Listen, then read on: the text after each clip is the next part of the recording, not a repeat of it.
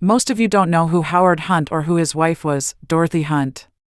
Howard was part of the Cold War era of spies engaging in political and covert operations for the CIA. Hunt was called one of President Nixon's plumbers, someone that helped fix leaks. Along with G. Gordon Liddy, he planned the Watergate break-in for which he eventually served time in prison. The more I learn about the 20th century, the more complicated and intertwining the people and events are. This is especially true after World War II. Hunt wrote spy novels toward the end of World War II. It seems from what I read he started working for the CIA about 1949 as a political action specialist. He became station chief in Mexico City in 1950 where he supervised William F. Buckley. They were lifelong friends. By the Bay of Pigs, he was an assistant to Allen Dulles, head of the CIA. Among his first assignments, forging cables linking the Kennedy administration to the assassination of South Vietnam's president. After that, he began sniffing around Ted Kennedy's dirty laundry to see what he could dig up there. Being a former CIA man, he had no problem contemplating the use of firebombs and once thought about slathering LSD on the steering wheel of an unfriendly newspaperman's car, hoping it would leach into his skin and cause a fatal accident. This according to Rolling Stone magazine.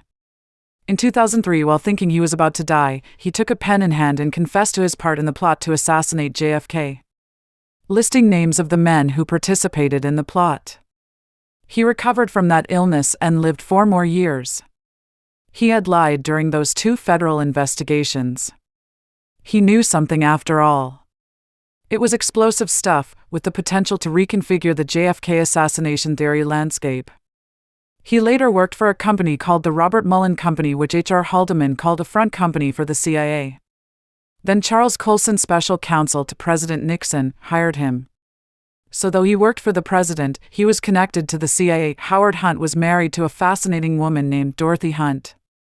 Dorothy Wetzel Hunt was a spy for the OSS in World War II, Shanghai, China. The OSS was the precursor to the CIA. Her mission in China was dangerous, and when she escaped, she went to work for Harriman's Office of Economic Cooperation Unit. The CIA investigated her for employment, but she did not work for them. Probably because she worked for Harriman and it was there she met E.Howard Hunt. The CIA considered her a dangerous and amoral woman. That was the viewpoint of provincial men's about how she lived. She was Hunt's mistress for months, and the CIA said he flaunted her around. They later married and had 4 children together. When they married, Howard Hunt was writing and Dorothy thought that was what she was marrying into, life with a novelist. She was not pleased with him when he went to work for the CIA or the government. It put a huge strain on their marriage. Watergate and the plumbing jobs he did for the president were a big part of that.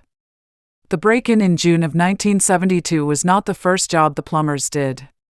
They broke into Watergate in May, and they also broke into a psychiatrist's office in LA by the name of Louis Fielding. Fielding was accused of leaking classified documents to the New York Times about the U.S.'s involvement in Vietnam. Dorothy was in Europe with 2 of her children when the Watergate break-in occurred.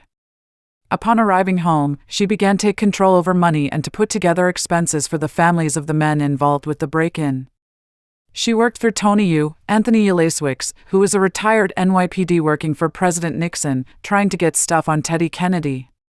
He ended up being the man who paid off the Watergate men. By his own admission, he is also the man that had long tortuous conversations with Dorothy Hunt. She told him that they all needed about $3,000 a month per family. She asked for a big chunk up front so the family would not stress waiting for the postman. Nixon went along with the payments. She collected monies for the families of Barker, Sturgis, Gonzalez, and Martinez, besides her own. She also collected monies for miscellaneous expenses, bail and retainers for attorneys. It ended up being about $400,000 plus up front. There was a special relationship between President Nixon and Howard Hunt. They had been friends since the 1950s. That relationship was at the center of the lies that came out of the Watergate scandal. James McCord from the committee to re-elect the president took over dealing with the writer's wife. Dorothy Hunt felt uneasy with him. Subsequently, the payments to her slowed down considerably. Howard Hunt was telling the committee, creep, that they had more incriminating information on the president than just Watergate. Well, Nixon won his second term by a landslide and the FBI had backed off Watergate for a time. Howard and Dorothy were in a fight to the death with the White House, trying to protect Howard.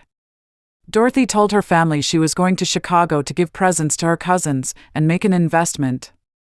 One rumor had it she had a suitcase full of incriminating evidence against Creep and money to pay off Stevens Research Laboratories that sold bugging devices to James McCord. Another rumor was that she was leaving Howard Hunt. She had over $10,000 in cash in her purse to take with her.